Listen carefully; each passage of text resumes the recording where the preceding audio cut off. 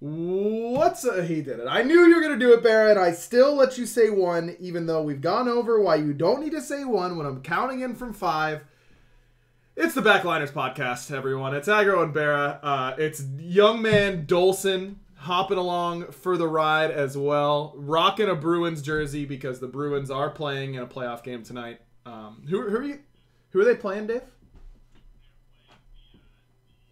Oh, why isn't it? No, hold on. No, you can keep talking if you want, but no one can hear any of you. Well, I can, but the stream cannot for some reason. That's odd. Why can't the stream hear you guys? I thought I did, but apparently not. How about Is this an ad read bit? Oh, here we go. No, it isn't an ad read bit, though. That would have been good. Oh, I would have fell for it if it was. Oh, I should have. You had me like hook, line, and sinker. Guys, there's no one who can hear you. Is your cell service bad? Oh my, dude! I literally just figured it out, Dave. I just put it together. How good would that have been? My God. Well, save it for next episode. It's fine. You will forget. You will forget. I will. By then. Yeah, so I'm not super worried about Give me like 15 minutes and I'll forget, honestly. I also opened the show by complaining about you saying 1, BaRRa, and no one heard you say 1. BaRRa did the thing again, chat, where I was counting down from 5, and then he said 1. It's just hilarious for me. I love the bit. It's funnier each time, and this is the second time, and it's funnier than it was before, so we're only going up. I wonder how you feel about, maybe not the same, but possibly the same. How do you feel about other casters saying peach it at the end of the show? It doesn't bother me a whole lot. Okay. I think it's fine. Oh, I never say it for what it's worth, because that's not my I know job. it's only Mifflin, right? That's what if I had to guess. Yeah, I think so. Yeah. Yeah. Might literally only be Miff. Yeah. That's kind of to be expected. Sure. Okay. But I didn't know that, like, you counting the show in, you kind of have that market cornered. I don't know if you felt like you had. Well, but I don't, Dave. As someone who's in the industry, you know that is standard practice, right? We're counting in, and you don't say 1. Oh, I see what you're saying. Right. Or 0. Leave the last number out. Right, because the mics are going live. So because you don't want to hear the 1. Right, exactly. Oh, I forgot that Tony said my mic was too far away last time. So now I am moving it up and making you all hear these horrible scraping sounds. I got to crank you down a little bit. Goodness. There we go. How's that? Am I louder now? Actually, I might have turned it away great. from my face. Who knows what's happening? Not me. And that's the theme of today's episode, because I did not watch a single game of this weekend's SPL. I was traveling. I wish I could have watched, but I was traveling, as I just said. And so I couldn't. Oh my God, you guys! All right, Mrs. Ma is gonna have to just tune out because I gotta go. We of course have to lead with some non-Smite talk. Yeah. Can I tell you about how terrible my Sunday was? My yesterday. That's why my brain is so absolutely fried. Yeah, I feel like you can. So my Saturday, obviously fantastic. We're in Pittsburgh for a wedding. One of our great friends who we've known forever gets married. I get to see a bunch of my old high school friends I haven't seen in a long time. Have a great time. Have a lot of drinks. As you do at a wedding. As you do at a wedding, right? Oh, there's Ramsey. Oh my goodness. Ramsey. She's so cute. This is a good podcast. Sorry, she wanted to join. Oh, she is I don't so blame sweet. her. And so I'm obviously, because I'm old now, I'm hungover on Sunday, and I knew I was. And so you're still hungover today. A little bit, yeah. Physically, I definitely am, and mentally. So yeah, I guess that's both. That's both sides. That is of the coin. hungover. Yeah, that's what hungover means, I guess. And I go. We stay at a hotel. And I thought our flight was at 11:20 a.m. And that means you have to get up pretty early, right? Because you have to get through security and all that kind of stuff. Oh, hi, Mackenzie. Did Joe let you in so you could say hi to Ramsey? Come here. She likes being picked up, but she doesn't want to get close enough to get picked up a lot of the time. Ramsey, come here. Your Mackenzie friend. and Ramsey stayed together this weekend. I was going to say that Dave has come through big for me, not just today by coming on the podcast, but this weekend by spending time Mackenzie and watching her. It was a dream. It was an absolute dream. I have her report card. Report card. Yeah, what? Report. PAW. Right. T. Oh, no. Card for Mackenzie Jude. That's her name. In friendship, she got an A+. Yeah. That was good, boo boo. In being mean class, she got an F. Oh, she failed at being mean. That's no good. We do not accept failures. That's in this terrible. House. Okay. You're gonna be better at being mean. I'm gonna teach you. Don't worry. You won't get an F next time. At being the best, she got another A+, guys. She got another A+. At bedtime cuddles, she got an A+. That's good. That's wow. Good, boo-boo. That's really good. And at wrestling, she got an A+. So not just good in the behavior classes, but in the physical, the phys ed You're right. department as well. And then notes, Mackenzie is/was a saint and is welcome to come wear down Ramsey anytime. So you got to. I don't know if I used the right wear. Do you know if I used the right wear? Like I think I did W-E-A. Yeah, W-E-A-R. Is that the right one? That is so funny that you're still self-conscious about using the right where to the point where you remember which spelling you went with. I'm not sure. I mean, if you weren't sure if you were right. Because that's the same one as like wearing a shirt, right? And it just felt weird. That's fair. That's fair. I don't know. Get out of here, man. Mackenzie was great though, because Ramsey's the type where like when she sees me brushing my teeth, she knows that it's about to be bedtime, and so I'll walk around the corner into my bedroom, and Ramsey will be laying on the bed like where I sleep because she knows that I like wrestle with her for a second. But then she always jumps off. Right, where? Right. But Mackenzie was the type who would sit and wait, and then when I got in bed, Mackenzie would just jump in bed and just stay there all night. And so I got to experience both, and that was great. That sounds absolutely wonderful. A+. But yeah, thank you so much for watching it. She loved it. Of course. Also, yeah, so back to my story about not Smite before I was before I was sidetracked by my dog. So Sunday I wake up, I thought our flight was at 11:20 a.m., so I set a very early alarm for like 7 a.m. in order to get to the airport. And I wake up and I'm like, oh, I realize I haven't checked into my flight yet. And it's and so I look at the tickets and it's not until 1:30 p.m. So I've woken up too early. 2 hours too early. Really. Yeah, 2 hours too early. I go back to sleep for a little bit, but only for a little bit, because then Joe wakes me up appropriately and says, yo, we're in the Pittsburgh Marathon is happening today. And I looked at the marathon route and it goes around our hotel. So no cars can get in through the marathon route. And the marathon doesn't end until like they don't open these roads until like 2 p.m. So can you not go across the road? And you're viciously hungover. And I'm viciously hungover. So the cars can't. But I'm like hungover, tired brain, like that just woke up but didn't get a lot of good sleep. And I'm like trying to think about how we can do this, and it's just not coming to me. Yep. And eventually we just decide that we have to take our luggage and walk outside the marathon route so that we can get picked up by like an Uber or a family member or something like that. And it's not super clear where the the map of the marathon route is not particularly accurate, it turns out, to where these roads actually are. And we have to end up walking like a mile and a half. Goodness. Carrying all of our luggage, very hungover.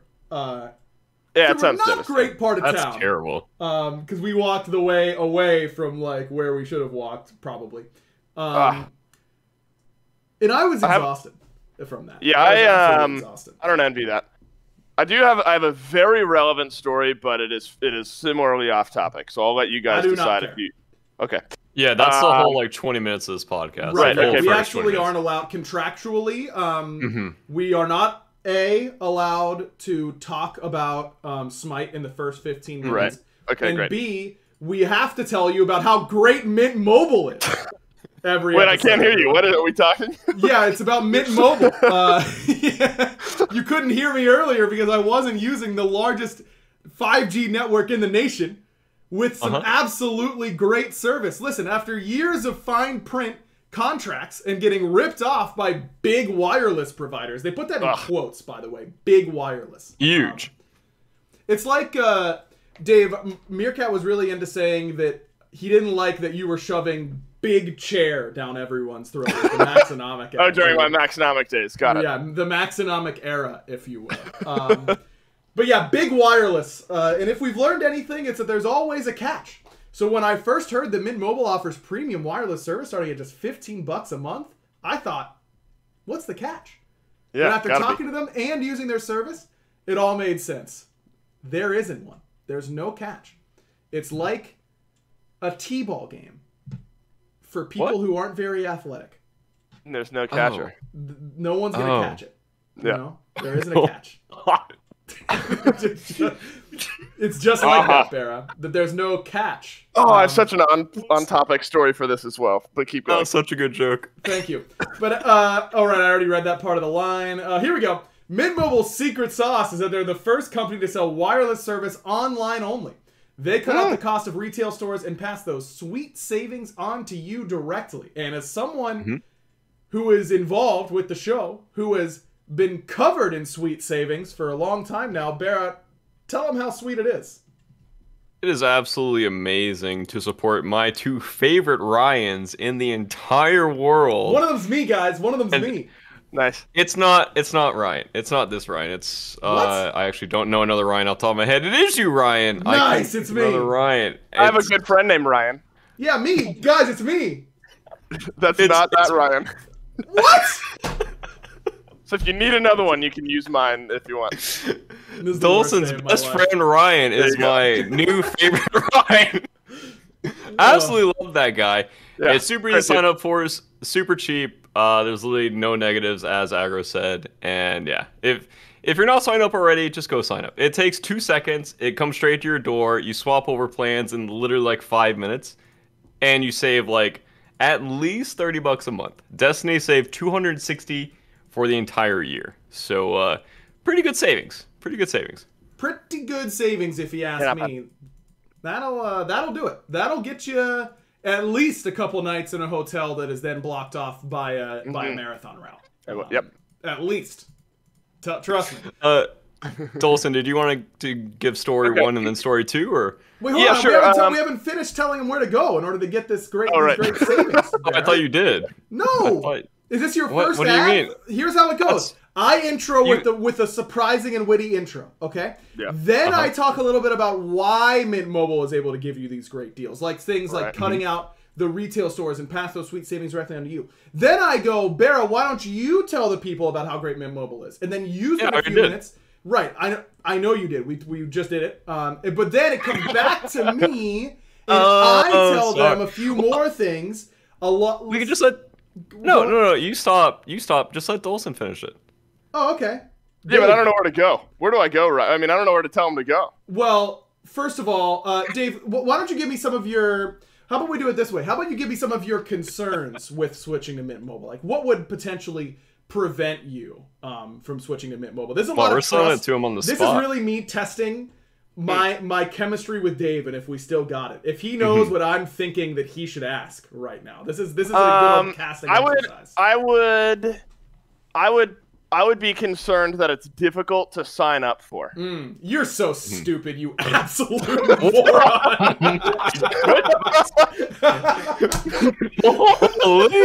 It's so easy. It's actually so easy. It just takes a few minutes. You just go online. You don't have to talk to anyone about it. You just plug it in. So I was right. And there you go.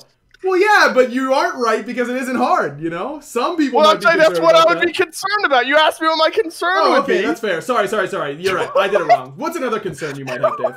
So sorry he just harassed you as our guest on the podcast. Yes, no, I already got one right. I'm quitting while I'm ahead. I quit. Well, Dave, like, wouldn't you be worried that you wouldn't have your phone anymore? You'd have to, like, change phones, and those are expensive? Yeah, that'd be horrific. I need my phone. Dave, you're so stupid to think you'd have to change phones. Why would you think that, man? You get to keep the same phone with all of your existing contacts, Dave. You don't have to worry about it at all. So if you're smarter... Okay, I don't want to keep going with this bit. I'm sorry. No, go ahead. Goodness. I'm sorry. He can pay for therapy once he swaps over, so that's perfect. That is true. This will help with your therapy. Nah, Susan's cheap. Don't worry about it. Shout out insurance, baby. To get your new wireless plan for just $15 a month and get the plan shipped straight to your door for free. Go to mintmobile.com/backliners. That's mintmobile.com/backliners. Cut your wireless bill to $15 a month at mintmobile.com/backliners. Dave, thanks so much for helping to contribute to that great ad read. I thought you did a great job. Really helped a lot. Yeah, thanks. You're welcome. Yeah, no, you're welcome. You're doing great, buddy.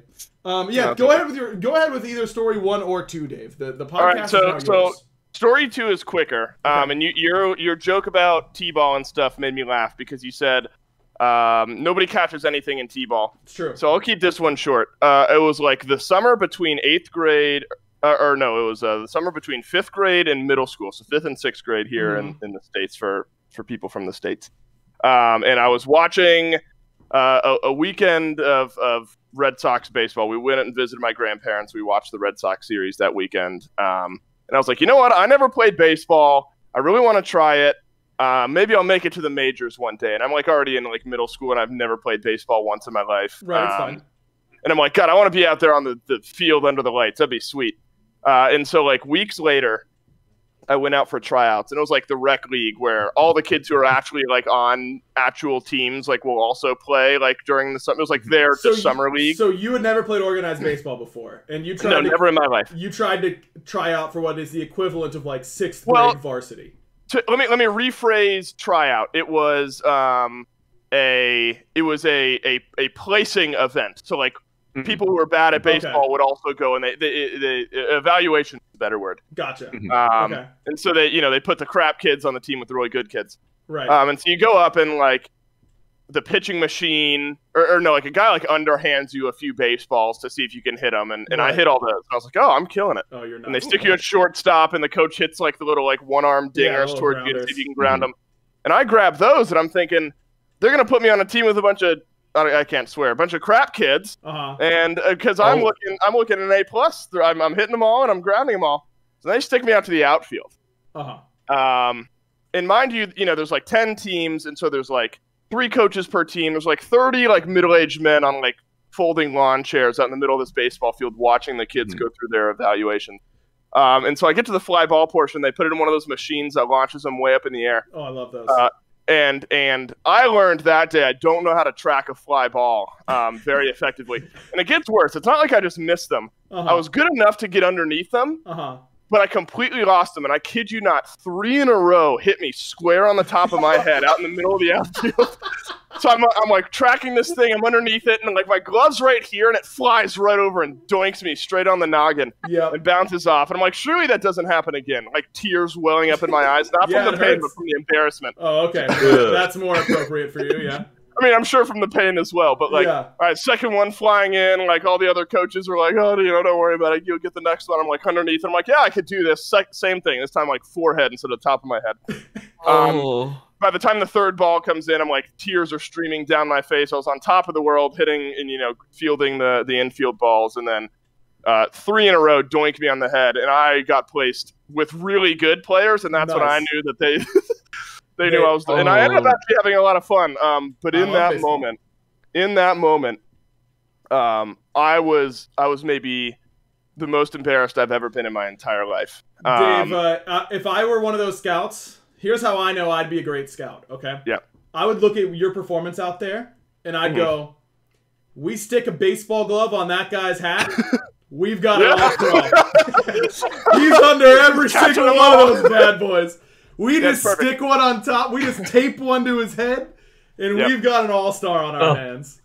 Yeah, that's effectively how it would have gone. Now, I will say I got like 2 hits that, like, because actual pitchers were, for that age, actual pitchers. And I got hit in the shin with 1 ball. I really took the pitch once I learned to stay in the box, because at first I was so scared. They were going so fast. Right. I kept ducking out of the box. Right. So I took a couple of pitches to the shin and got a couple of hits. And I don't want to take up too much more time, but I'll tell the other story, and this one's going to be very quick.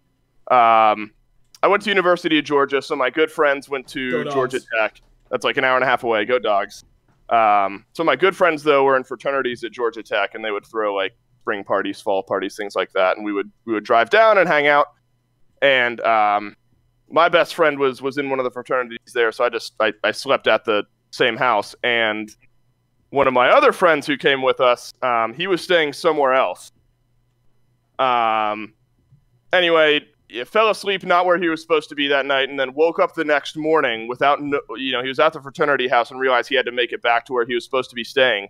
But the entire campus had been shut down for like the Atlanta Marathon, and so no cars were going through. That's right. My friend has like ripped pants and like his shirt is all dirty and gross, and he's like violently hungover. And he joins the marathon. What?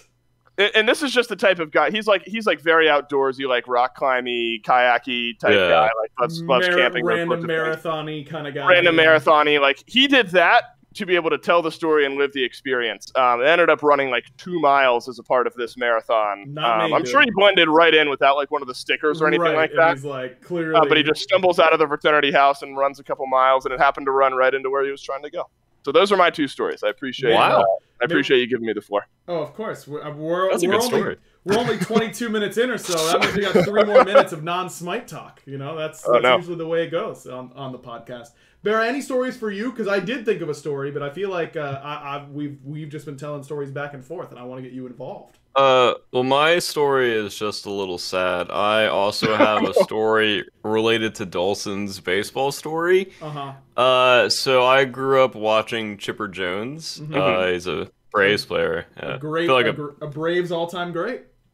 Yeah, and I was like, I want to be just like him. And this was like from probably before elementary school up until elementary school as well. So I like grew up just being a huge fan. And so 2nd grade, my parents signed me up for the rec league as well. And I did pretty good. You a baseball yeah, I did pretty good, but I was the 3rd baseman for my team. And we lost every game that year. Been there. No. And my kids in the outfield were making angels. They were laying down just doing this with their arms instead of playing the game. And also, I threw over the first baseman's head about 50% of the time every time it came to me. So I'm not saying it was my fault, but I only struck out once that whole year. So pretty good year for me. Really good. Also, to throw over the first baseman's head as like as an 8-year-old is kind of different. Yeah, from 3rd, that's not bad. Is getting it there. No, wait, skipping. Right. Yeah. So I, Barry's got a cannon. Yeah, and then after that, I lost every game, still got a trophy, and did not sign up again because I was so embarrassed. But my mom did tell me that the coach was looking for me the next year. So, BaRRa, unlucky for that, I never signed up. If you would have stuck it out, that you would have been a professional baseball player? No shot. No shot. Do you think that if your outfielders had simply kept on their freaking feet and not started making grass angels out there, that you wouldn't have lost the drive and you could have been Chipper Jones 2.0? That would have been cool. And I was pretty tilted at them doing that at the time. And I remember, this is kind of on topic, but I remember one time, it's kind of related to Dolson's story again, the ball like went under the fence. Yeah. And I was so stressed in the moment that I was like digging it out, but like I was getting tears in my eyes. I'm like, the whole team's staring at me and I can't get this ball out from under the fence. One guy. Oh, no. I was just freaking out there, and I finally got the ball out, and then they just like called it like not a play or whatever because it was whatever. Once it's out of play, when you're a kid, your emotions are just buck wild. Like you will cry at anything. So I was very embarrassed. I definitely had I remember that season. I actually ended up doing pretty well. I remember I caught a fly ball during a game. They stuck me in the outfield for some reason. Like they rotated us through the positions. And I actually caught a fly ball for the last out of the inning, and that one lives with me forever. I peaked in life in that moment. And then like literally the next inning, I do remember I went down, and it's a traditional like grounder. They ding it out to me, and it just rolls right between my legs, and the guy gets like an extra base off of it, and I'm like, what in the world? And so I felt that emotion right there, where everyone's staring at me while a ball rolls right between my legs. So that was horrific. Guys, do you want to join a rec baseball league or a rec softball league?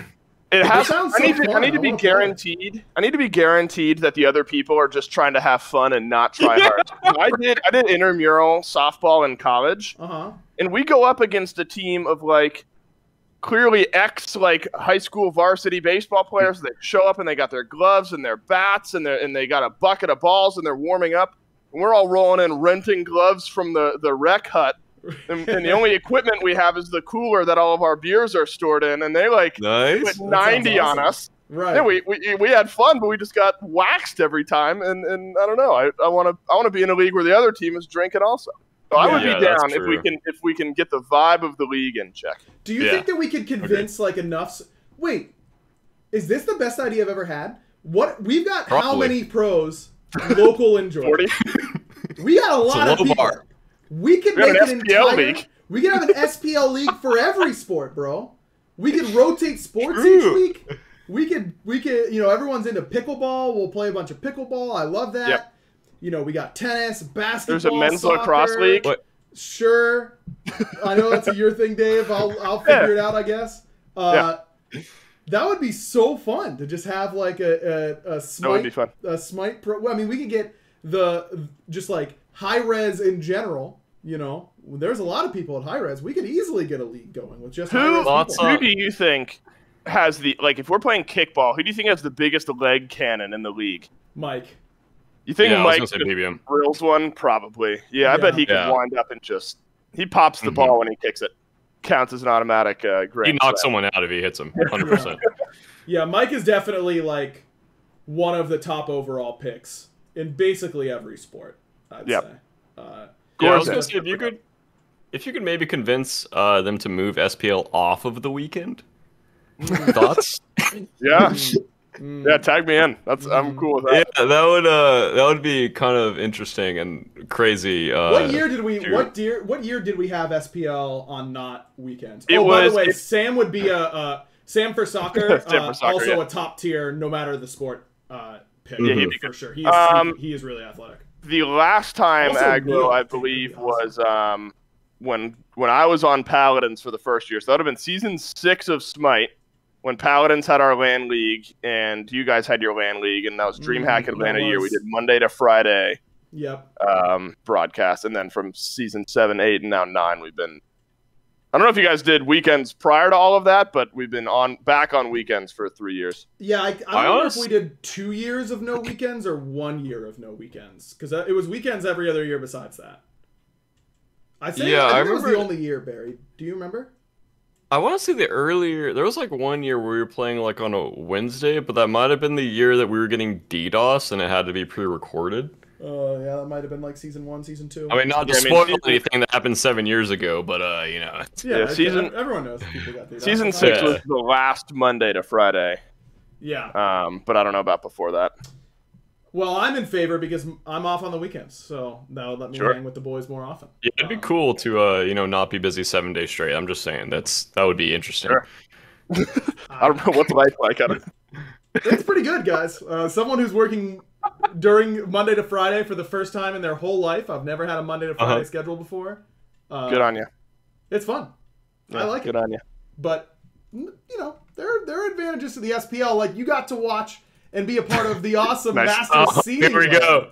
Nice. Good job. And we're right in there. We're only 30 minutes into the podcast. Mrs. Ma can tune back in now. She's just going to be my poster child for people who don't want to listen to non-Smite content. Is that the bit there that Well, Neil told us last week that his mom doesn't she fast forwards to when we start talking about Smite. She doesn't care about us. She only cares about our Smite opinions. And actually, also, Vera, I think she does care about me. I think she might not care about you. I think that's what I've decided. Respectable and understandable, Miss Moss. So I completely respect your opinion. Okay, great. And also, in the YouTube comments, there's always a comment that says, skip to such and such time for SPL talk. Like there's also a guy in the comments every week that doesn't care about me and Aggro talking about whatever we talk about. So you should start doing like an actual, like right now, you should just wave our hands and say, "Hey, welcome to the actual SPL." It's a podcast, Dave. That's not good podcast content. We're for the listeners. We need what we do need is a soundboard. Number 1, and number 2, on that soundboard there needs to be a Smite talk incoming sort of thing, so that people know that it's time. Nuke sound from Modern Warfare 2. Yeah, yeah, exactly. Ooh, that's a good one. The air sirens go off. No, we should actually get some... I'm a big fan of Scrubs, number 1, and during the pandemic especially, great show. Have either of you listened to the Fake Doctors Real Friends podcast? I've not, but I've heard you talk about it before. It's fantastic. Yeah, you have talked about it. It's really good, and they've got theme songs for like every part of their show. and I'm really jealous of it. I wish we had theme songs for every maybe the chat can any musically inclined people can come up with some songs for us. Maybe if there's anyone who's musically inclined who can make like a little jingle and catchy little tune and then like put a little vocal on it, like, oh, it's time for the random question of the week, or like it's time for Smite. Oh, that'd be sick, actually. Doors watching, how funny it would be if you just steamrolled your listeners with like a bagpipe. That would be awesome. Please just record that, instead of a happy jingle, it's just the bagpipe. That would be so good. I think soundboards are just generally very funny. Yeah, agreed. And this would be a really good use for it. So yeah, great. I think that could be really big for us for sure. All right, yeah, it's a Smite Talk alert playing in your ears because we have one of those. Yeah, welcome to the Smite Talk. All right, clip that right there. Baby. That's going on the soundboard. That's going on the soundboard right there. Dave saying that. That's what we need. A little music behind it. Perfect. Yeah, a little bit of music behind it. That could be big. So, tell me. So I'm looking at the scores here. Yeah. I saw on Twitter generally what was going on, but I didn't get a chance to watch any of these. I'm a little surprised overall about the Titans weekend. Only winning 2 games over the course of the weekend, getting 3-1 by both the Dragons. Those guys suck. And the Warriors. Okay, that's not what I was saying. Also need that for the soundboard.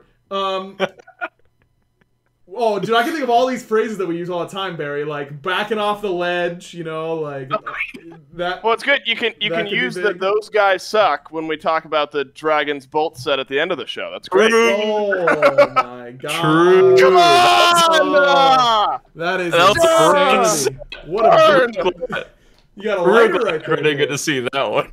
It's for my candle. Sure it is.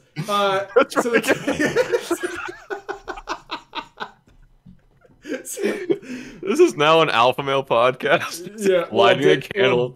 Dave's on it, so of course it's an alpha male podcast. True. That's the way it goes. New squat PR today, by the way. New what? Squat PR. Oh yeah, what'd you hit? At 265 today. Or no. 365 today. 365 today. Sorry, I just forgot 100 pounds. Yeah. Let me multiply that by like half. Yeah, let me. You know what? Actually, it was 465. Now that I think about it. Hey, I got a video and there's a real loud grunt in it. That's all I know. Oh, there you go. Soundboard. Soundboard material right there, baby. Just Dave. Right in the middle. All right. Okay. Was that how close was I on the grunt sound, by the way? Well, you gotta get the you gotta release at the end of it. Okay. Yeah, at the end of your grunt is the release, and that's where. We're so sorry, Miss Maul. We're reading there eventually. We baited you by saying it was Smite contact. We waved our hands and said it's Smite time, and we're still not and here we are talking about Dave's release after grunting. Dragons and Hi-Rez Titans. I told you guys the show was going to be rough, bro. I told you the show was going to be Dragons and Titans. Why am I introing this? I don't know what happened. Tell me what happened to someone. You're the host. On my show. What's going? Where am I? What's all right? Yeah, Dragons Titans. So I was driving to the studios during this set, but basically kind of looked like our set versus Dragons. One team was just better than the other, and I think the way Dragons are playing and drafting right now makes it insanely hard to win against them. And I think Paul looked really good on the E set. I mean, he fumbled a Gold Fury Secure and everyone laughed. But outside of that, I think that they could have won. I think they could have won the first and second game. But obviously, at the end of the second game, I think I was panicking and had to leave, so I was driving. But I think I don't know. Dragons are just the way they're drafting around Pagon right now is just so insanely difficult to play into. And Titans, like us, we even got to watch Dragons play 4 games, and we were still not really prepared for what they brought out against us. Interesting. Yeah, Dave, did you cast this set? No, I was in studio for I think games 3 and 4 though. The last couple games of this set are the ones where Myth always gets on the desk and says these are the hardest to break down. And to be fair to him, It actually is. The games 3 and 4 were sort of tough. The Titans really got nothing going. They were a very fast game. Game 4 in particular was pretty ugly here. It was just over a 20-minute game, if I remember correctly, and the Dragons just kind of wiped him out. I think Sam has really impressed me on his Fenrir picks here recently, and the set was no exception. In Game 4, he goes 12-2 and 10. There's just something about him and that pick that ended up looking really good. Yeah, I don't know. It felt like, I think Game 1 in this set, which was pretty back and forth, that one nearly goes 40 minutes. That was probably, I mean, the Titans ended up having a really clean Game 2 to bounce back against the Dragons. Dragons only got a couple of kills in that game. I don't know. I think a little seed was planted in game number 1 with how long that game went and it kind of slipping away from the Titans. And I will say it felt like kind of a return. I know the Dragons have talked a lot about diversifying away from just like steamrolly early game run it down style of play, and they have done so. But it felt like in games 3 and 4 they returned to that style of play a little bit. We got a Sam Athena pick, which is always fun. I'm seeing that. That's cool. Yeah, the Hachi Athena combo is quite deadly as most duo laners to play against because you can't really get away from that. No. And it was like Bacchus, Athena, and Hachiman. Those 3 together they just kind of out-rotated the Titans. Yep. Is this build correct on the Smite Pro website? Sam went Book of Thoth first item as Athena jungle? Yes, I believe so. And that wasn't the last time. Interesting. And actually, was it against you guys, BaRRa? We'll talk about it later. I think he went Book of Thoth on. Did he? And then he didn't go breastplate with it. Like that's what I was expecting. To see a breastplate alongside it, but he doesn't go breastplate. He goes book into Genji's, into Poly, Divine, and Book of the Dead. So it's a mana heavy build with full CDR because he goes Bumba's Hammer. Yep. Well, I guess he's 10% short of full, but you've got your Bumba's passive, so it's a really interesting build. I wonder why it's Book of Thoth in this spot. I think, well, again, we'll talk about it later. Effective power without pen. Sorry, I'm just kind of like thinking out loud. Go ahead. No, I mean, we're going to talk about it later. I think it was the last game against you guys, BaRRa, where he also did that, but it was on Hebo. Yep. Where is that? I don't think he built Breastplate of Valor. And where is it build? Oh, no, he did. Yeah, so when he was on Hebo, he went Thoth, Valor, Divine Ruin, Book of the Dead. So on Hebo, he did change Breastplate, but yeah, for whatever reason, against the Titans. Oh, yeah, I forgot Titans left up Kleena a game. That was fun and experimental. That character is... Yeah, Kleena, yeah, that character is still something. She's still a character. That is just fun. And then... And they didn't build any anti-heal for her at all. Well, it's just like you feel awkward committing those resources into it, but she's such a hard character to counter right now, in my opinion. Yeah, agreed. Well, to counter and punish, like in the early mid stages, is just I don't know. She's very good. Yeah, also, PBM looking really good on the Baron into the Emoja.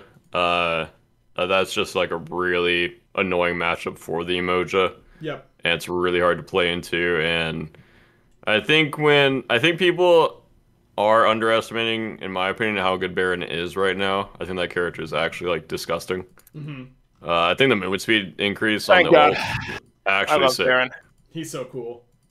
He's so cool. Aggro, I don't know. Maybe I don't know if you'll be able to vouch or not, but I feel like I've always dropped like a nugget of buff Baron over the years of like attending balance meetings, and it's not all the time, but like before this buff rolled through, it'd be like once every 3 or 4 balance meetings, I'd just slide a little like Baron Samdi like comment there at the end. You know, I wouldn't have much to say the entire time, but then like buff Baron towards the end. So I'm glad Mike likes it because Baron is fun, and I'm glad he can make it work. Yeah, Baron's I think it's really hard to play into Emoja. Like you just get locked out of so many ways you want to play the game.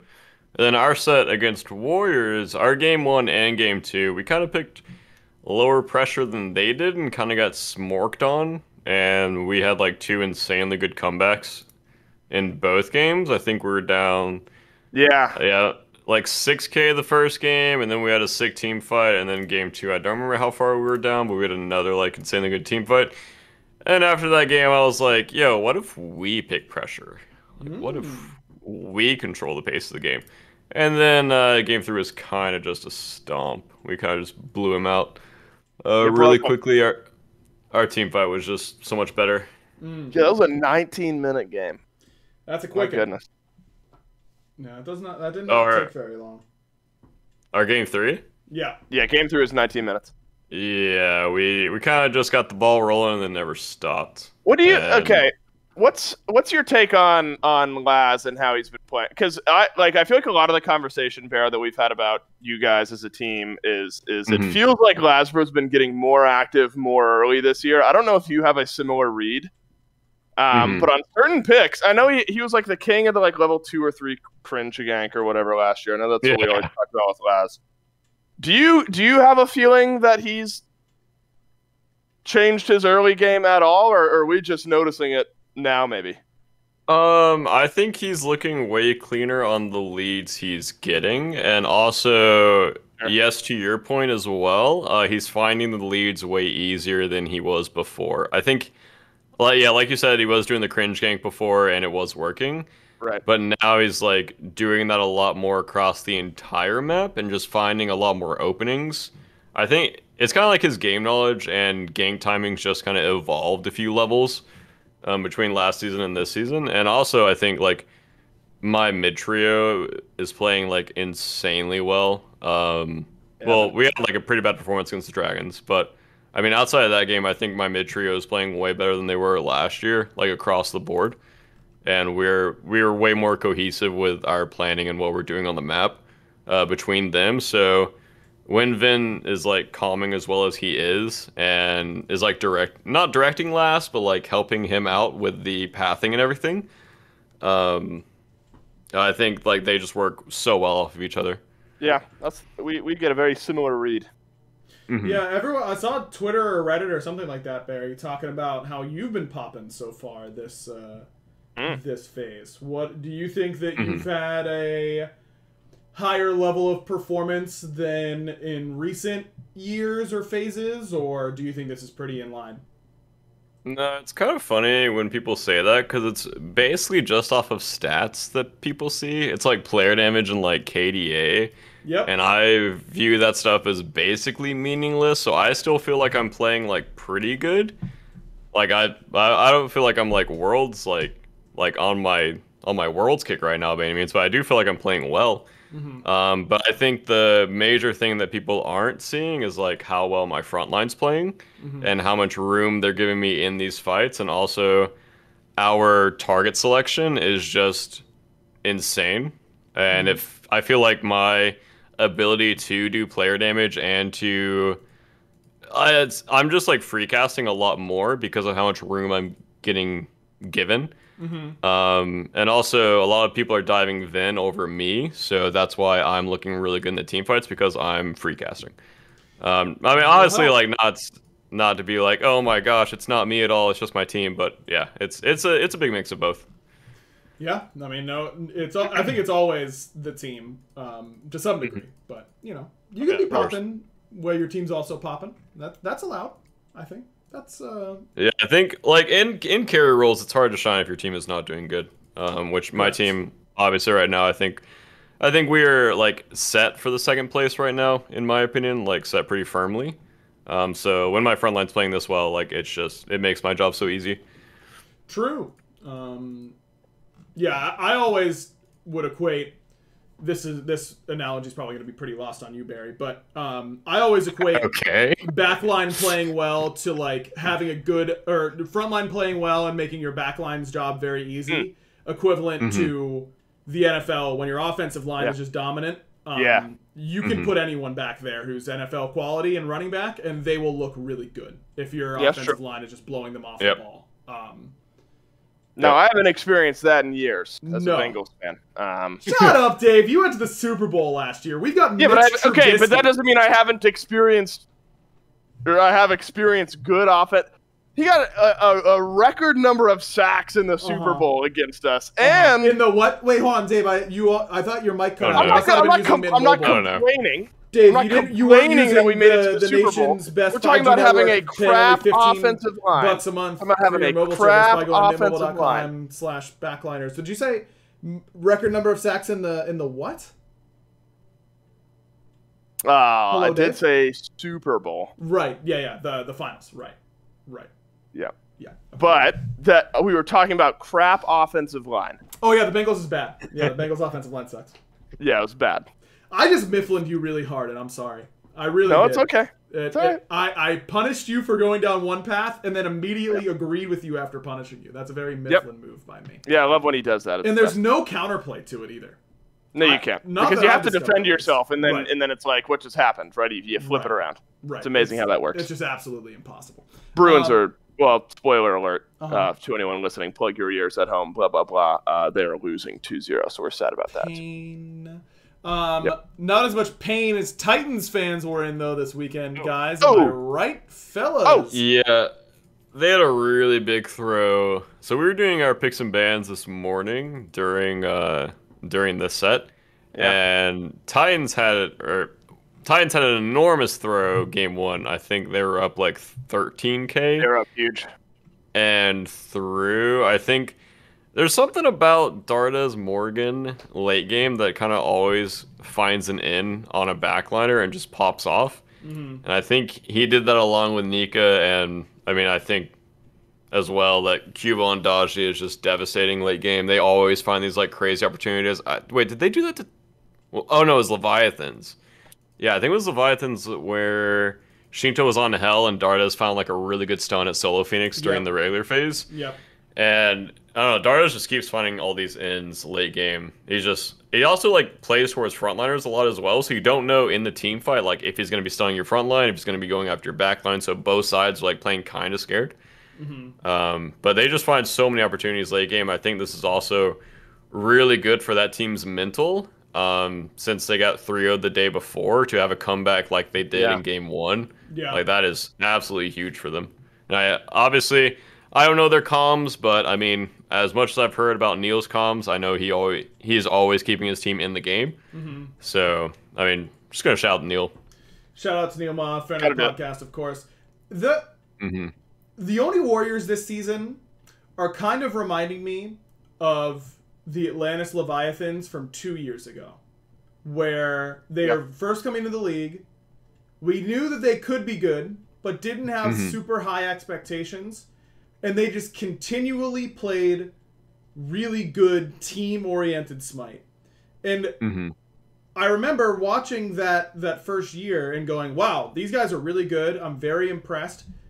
But someone is going to punish this playstyle eventually. And someone is going to figure out, what they're doing soon enough. And then it never happened. They didn't win Worlds that year or anything like that. But they were near the top of the league the entire season. And I feel very similarly with this Oni Warriors team. Like, if these 2 years, if this performance was happening last year, I wouldn't be batting an eye about how this team is winning games and how they, and where they are in the standings. I'd go, yeah, of course. I mean, do you look at their roster? They're insane.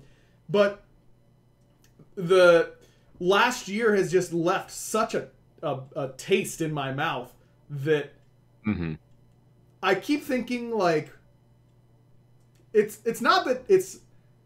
I keep thinking that they're going to revert back to that eventually. I thought they did. I might be wrong. I don't think they will.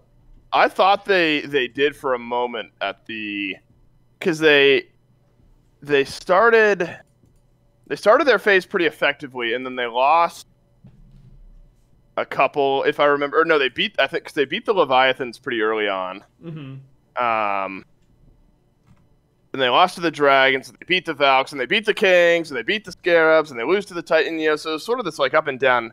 It was after the J Dragons loss. You can't totally abandon hope after just one loss. But earlier on in the year, it looked like they had reverted to their play style in like that one specific set. Right, they got dismantled. And I remember I was just like, oh my god, like was the win over the Leviathans a fluke now? And then obviously early on you're just gathering data and you can't really say one way or another. But they finished so strong and then looked outside of the 3-0 up against the Bolts. They looked effective in this set, a good way for them to end the weekend. And the fact that they finished 3rd seed technically at the end of phase 1. I think I'm officially not thinking they're ever going to like revert truly back. I mean, I have to imagine this team is not immune from rough sets. I wouldn't be surprised if you get some more 2-0 stompy type sets with these guys at some point. But I don't think it's going to be a consistent thing like it felt like it was last year. I think we're beyond that. Yeah, I agree. I just gotta train my subconscious in order to follow along. Yeah, right. You know? It's just like in the back of my head, I just keep like feeling that way. The Titans, on the other hand, it's kind of like the opposite, right? We keep expecting them to return to form. I do think that they will. Teams with Aurora and Cyclone Spin and Paul just don't lose a lot of Smite eventually, right? Yeah, I think they're getting used to SOT a bit because I think Benji has a completely different playstyle than SOT and kind of different god pool as well and how they want to play the game. So I think that they're kind of in a learning curve right now, in my opinion, with like what SOT wants to play and how he wants to play the map and everything. But I think they will get better as time goes on. Also, I think the other people, like you said, I don't think they're having the best time either. Like Aurora Spinner and Paul, I don't think that they're having their best splits. So I mean, obviously this team will always be sick at Worlds. I don't think anyone will ever doubt that this team will always pop off at Worlds. Yeah. Especially SOT as well. I think SOT had like an insanely good Worlds this past year. I remember like his Osiris for some reason. Was that Worlds? Or was that like qualifiers? I just remember. That was Worlds, I think. Yeah, that was Worlds last year for Scarabs. Yeah, I just remember him like literally hard carrying, like disgustingly hard on Osiris. He played super well. Yeah, and I think Warriors draft as well is pretty sick. They keep going back to the elevate style of like double hunter and triple guardian. And I think that I always like those style of drafts because obviously as a backliner you just have so much beef in front of you, and it's so hard to get to you. So I always like those style of drafts. Yeah. I do have one thing to say that normally I would not say, but I've decided that I'm going to say it. Okay. Oh no. Because normally I would say it. And obviously with my new role and my new position and all that kind of stuff, I've been extra careful about my opinions that I put out there. But I think I would say this before, so I think it's fair for me to say it now. We'll see what happens. Is there anything that... Nothing makes me roll my eyes faster than a team losing and then a player immediately tweeting how the game's in a bad spot. Like, that is just so... Like... That is instantly like, okay, you know, I get it. You didn't play well. Your team didn't play well. You didn't win your tournament. You didn't win your games. Smite's boring or whatever. Like, every time I'm just like, okay, here we go. And that's, of course... I feel like the easiest counterpunch is that the opposing team was playing on Smite in the same state. You know what I mean? Like... Yeah, I mean, I get it. It's frustration, all that kind of stuff. Everyone's allowed to say whatever they want to say. And of course, that's not me saying that Smite's in a perfect state and is absolutely flawless. But yeah, no, I agree. Always lame. But saying it's because of the state of Smite, feels weird. And yes, I am. It's no secret. Layers had a tweet about it afterwards that was, you know, you can go and look at it if you like. Again, I get it. He's a competitor. He wants to win. He didn't win. He's not happy. Understandable. Just always makes me roll my eyes a little bit. Has since day one. And will continue to do so forever.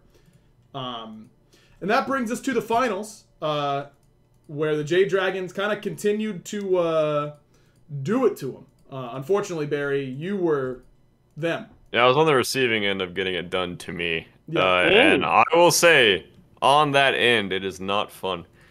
So game one, I want to say we had like another like good comeback like we had against the Warriors.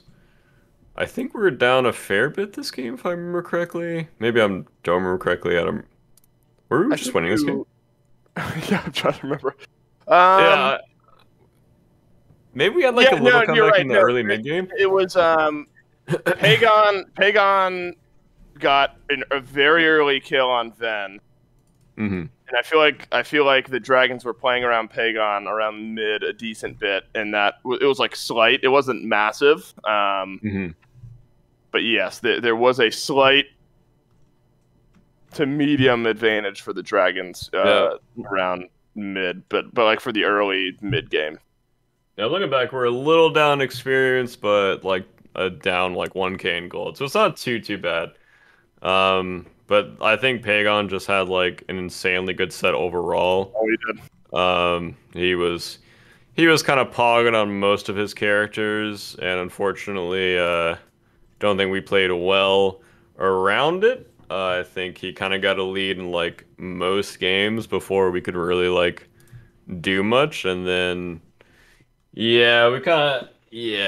I think game 2, it was just kind of rough across the board, you know. And then after game 2, I started like switching up my picks a lot, just trying to like experiment to see if I can like get pressure back on the map, because we were kind of losing a lot of pressure every game, unfortunately. You know, it is what it is. Sometimes that just happens. And then game 3, I was all around on her, and I had like an enormous lead. I was like 800 something gold up, and I did not get to use it literally at all, unfortunately. And we just kind of lost the game. And then also really fun. There was a team fight that game 3. I got finger bitten twice in the same team fight. That was a load of fun. That was Bumba's Hammer, was it late game? Yeah, it was. Yeah, it's Bumba's Hammer late game. I remember that. And I was casting it. I almost couldn't believe it. It started the fight and ended the fight all in. Yeah, I mean that makes sense. It's Bumba's Hammer full CDR also with Genji's guard. So he's getting Genji's procs and Bumba's Hammer procs to just pull flat seconds off of the CD. That seems good. And then also our team fight comms were like, we have to run away, and then I'm like once they pop double Cthulhu, we gotta like run away, you know? And as an Ola run, I don't do that job very well. No. My character is kind of the opposite of run away. And also in the late game team fights, I auto-attacked a Cthulhu for 66 plus Telkines, which is not a very high number. Easy.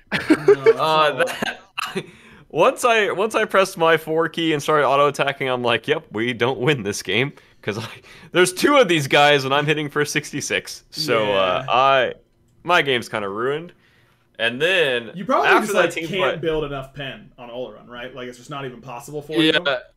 Well, I was in that awkward stage of like I had Hecate or Kate, whatever you say, Typhons and Telkines, and I was building into Tahuti, which is like a pretty decent power spike if we can get someone obviously below 50%. Right. And I was on my tier 2 when we took that team fight. So I was literally at the worst possible stage for that team fight. You're really weak. But I mean, even with another 10% pen, like you probably don't that character just doesn't build pen that well.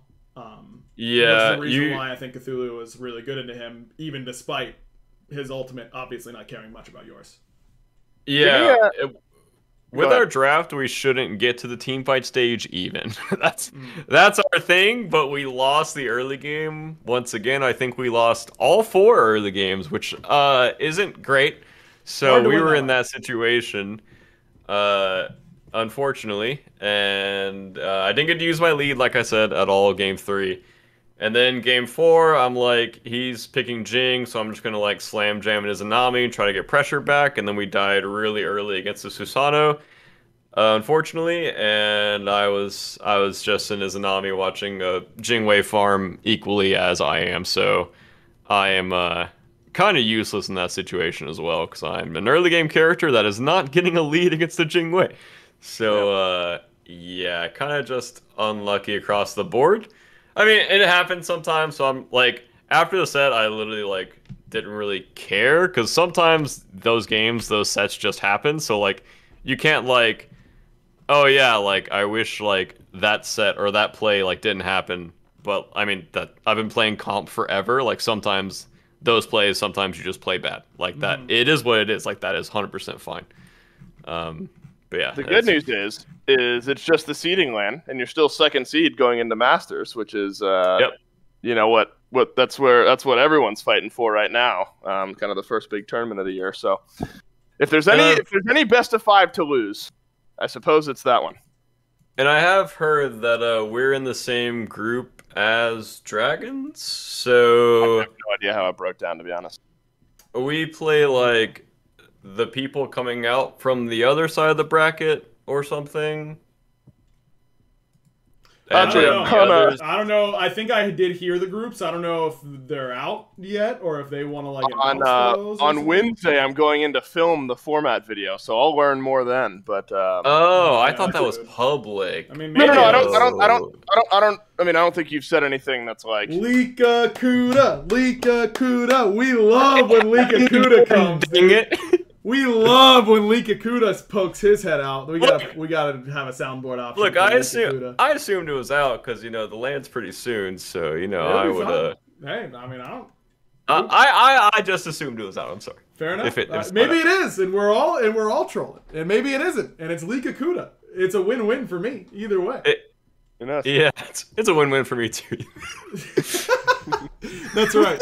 I'm sorry, Barry, that right after you assume the mantle of BaRRaCCuDDa, I now have to toss you under this bus. I don't know. I'm assuming everyone saw Pagon's tweet of the most first bloods and the most times first blooded. It's basically just Pagon got a lot of first bloods, Ven got first blooded a lot of times, and solo kills and solo killed, vice versa. Yeah. Let's pretend Ven is not your teammate for the sake of this discussion. Oh God, you're really doing this to me. Barry. Goodness. Let's pretend Ven is not your teammate. No. But like it's literally nameless person 1 and nameless person 2. Doesn't matter. Yeah. Except it's not. But that's right. fine. I love this. How could you not? Okay. I think that from an outside, from someone who's not a player.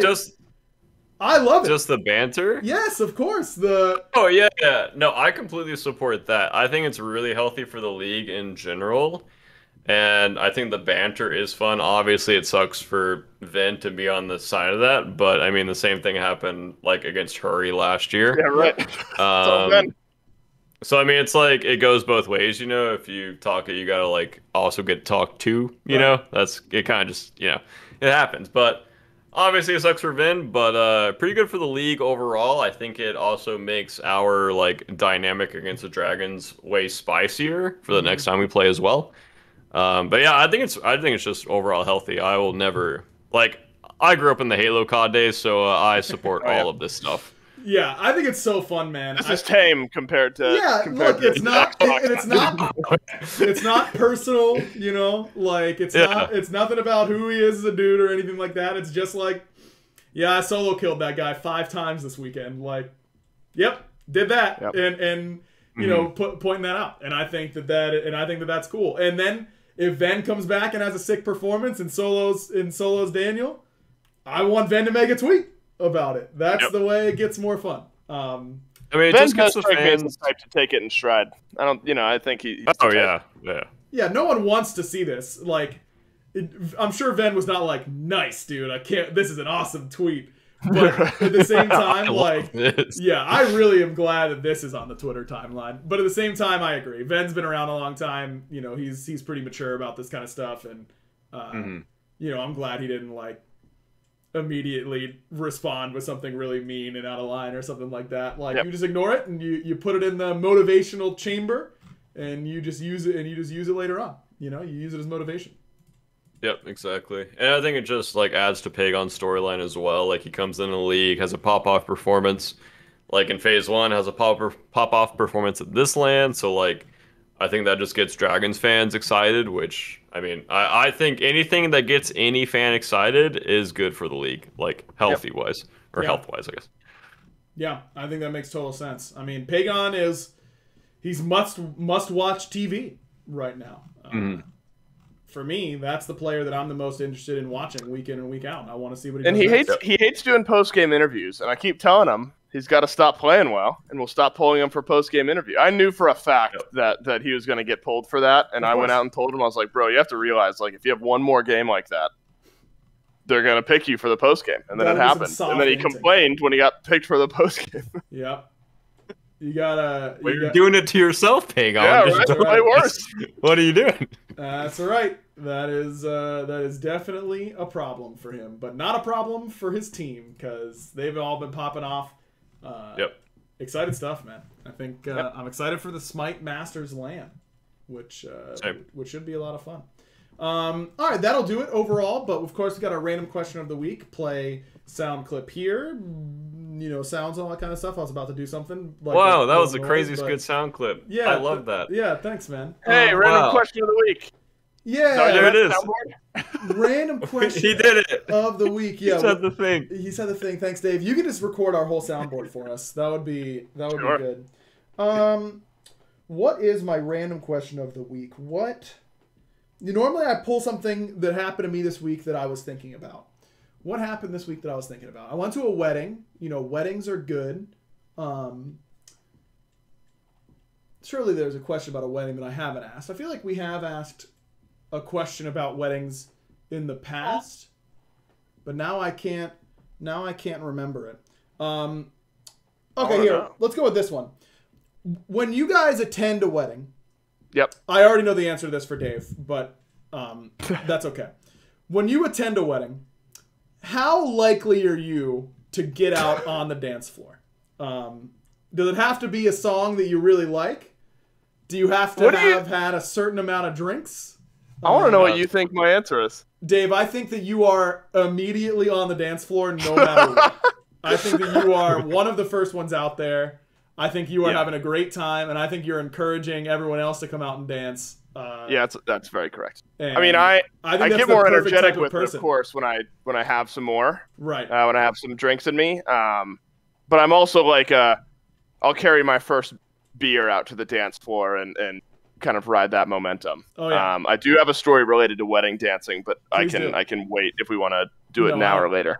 Now's fine. Who cares? Okay, now's fine. I went to a wedding recently with some family friends, and I didn't know many people there. It was like my parents, my brother, and I, and then we knew the bride's parents, and of course the bride.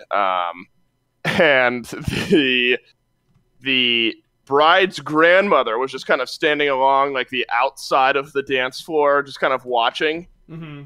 And my mom was like, "Oh, Dave, she'd love it. Like, go ask her to dance. Like, like warm her heart, whatever." And I'm like, I've had a few in me, so I'm like, "Oh yeah, sure. Like, I'll go pull her out." Like, grab her hands, like pull out to the dance floor. But I've had too many drinks at this point. Not like to a horrible point, but like I'm very energetic, and my mom's standing next to me. Thank God, because I start, doing one of these, but like way too hard. I'm like starting a lawnmower with this poor old lady, and my mom. My mom grabs me. She's like, "Dave, you're gonna rip her arm out of her socket. You gotta slow down." And in that moment, I kind of like come to and I snap to, and I'm like, "Oh my God, you're right." And I like look at this poor old lady who I'm like shaking around on the dance She's like breathing heavy. She's like, "Oh my God." Right. Luckily, arms in socket.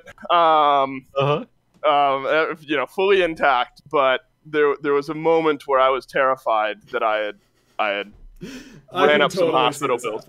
Yeah, I can totally see this happening. It was horrific. It was 100%. Horrific. She remembers that night for the rest of her life. Yeah, come on, Dave. That was a key moment in her life. Yeah. Poor Nana. For me, it is definitely, as someone who is for some reason always self-conscious about their dancing and moving in general, mm-hmm. I have to be very intoxicated to dance. Mm. Yeah. Like, at all. So even if it's like a family wedding or something like that, where you're like you really know everyone well, everyone. Yeah. You're still like, nah, I'm good. I don't want to be out there. Yep, I've got to be like plastered to dance. Like my brain literally won't turn off while dancing, like of just like freaking out the whole time. So I have to be very intoxicated. Makes sense. Yeah. Yeah, I definitely can't be fully sober and have a good time out on the dance floor. Mm-hmm. I'm not a good dancer in any way, which I'm sure is a surprise to many of you. Yeah, that's kind of shocking. But it's true. Actually, no troll. I would, for some reason, I pictured you as the kind of guy that like knows a lot of dance moves. No, God no, God no. That's kind of funny. I'm a big like bottle singer. If I don't really know what to do, like if it's not like a great dance song, you know, I'm a big just like sing into the beer bottle. You know. That's a good one. Yeah, that's yeah. I would say my peak is after like a few drinks, but I don't necessarily need to be like roped out there. Once I break the mental ice, I'm good to go. Yeah, but I do have more fun with a few beers in me. I'm definitely the. I definitely have to be feeling pretty good to go out there in the first place, and then as soon as a song comes on that I'm not vibing with, I'm going to get a drink. I'm going to get a drink. Bar. And I'll make use of my time. I'll go and get the drink, and I'll drink a lot of it. And then as soon as a song comes on that I like, I'm back out there. Do you have a song? You've been trying to close the show for like 20 minutes. I'm sorry. Do you have a song that like? Because I have a specific story in mind when I ask this, where like if you're at the bar getting a drink, a song comes on and like you're immediately back out there. Because I have like one wedding song. I love so many wedding songs, but there's one that I have that either I request it to the DJ every time, or if I hear it, it pulls me out immediately. Yeah.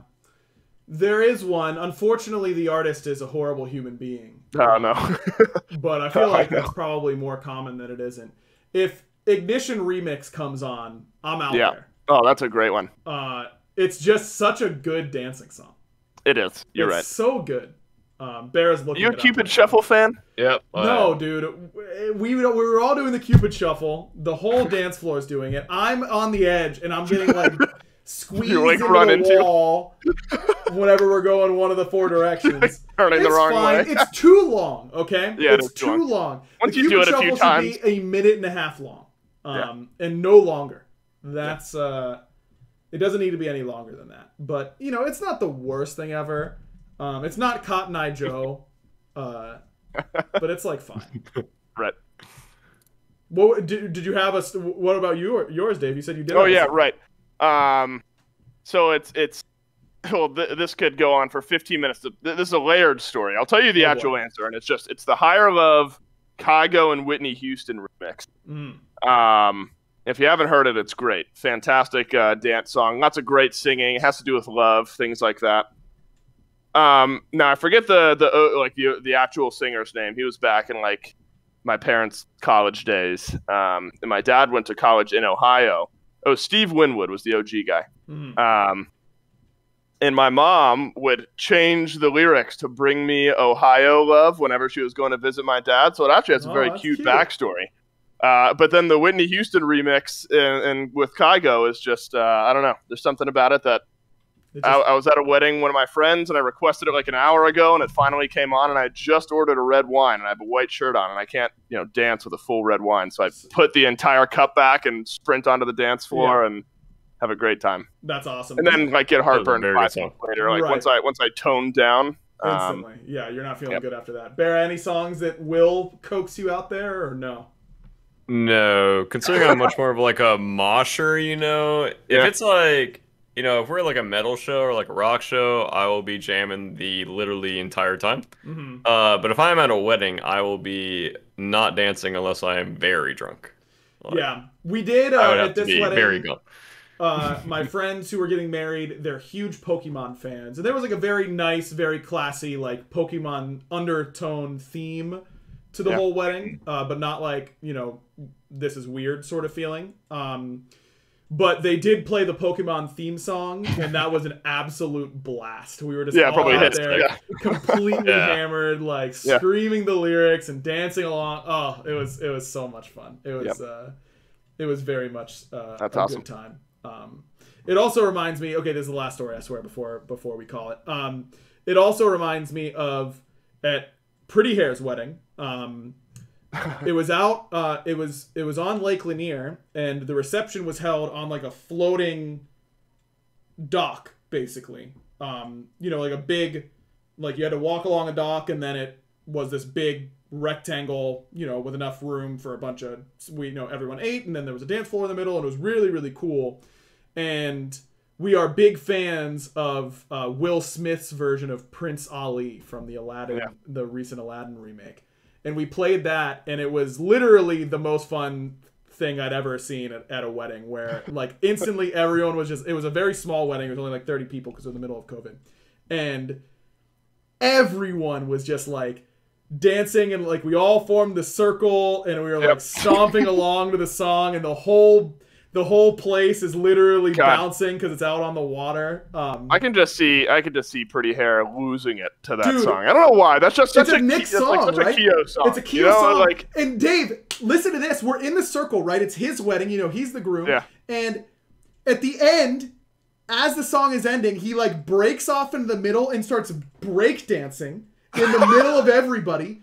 And it's perfect. He does like the spin and like the leg twist and everything. That's his moment. And I'm like, Nick, when did you learn how to break dance? And he's like, that's the first time I've ever done that. Yeah, right. So I guarantee that would have been the first time he ever tried it. Right? He never tried it before. He's like, the moment just felt right. And it was perfect. Like, Nick is just the most perfect human on the whole planet. Yeah. He has no right to be nice, and he's like the nicest guy of all time. I hate him, man. I hate that guy for being so great. I love him with all my heart. All right, thanks everyone for listening to the Backliners. Dave, thanks for watching my dog this weekend, and then on the podcast on Monday. You kind of did double duty.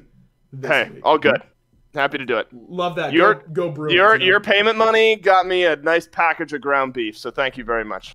Love and that'll get me gains in the gym. Love that. Gains of the gym, that's what we're all about. That's a lot. Except for me and BaRRA, who don't go to the gym. Wait, BaRRA, you going to the gym again? Because I'm not.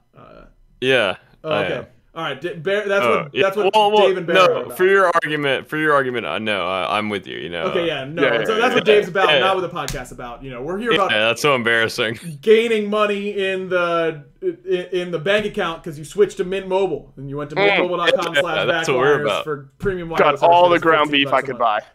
So much ground beef, Dave. That's all the ground beef you need, and you're gonna be squatting 426 and 526 in just a few days. I'll be there so soon. There it is. Thanks everyone for listening. Give us a rating. Go to mintmobile.com/backliners, all that kind of good stuff. We'll see you next week.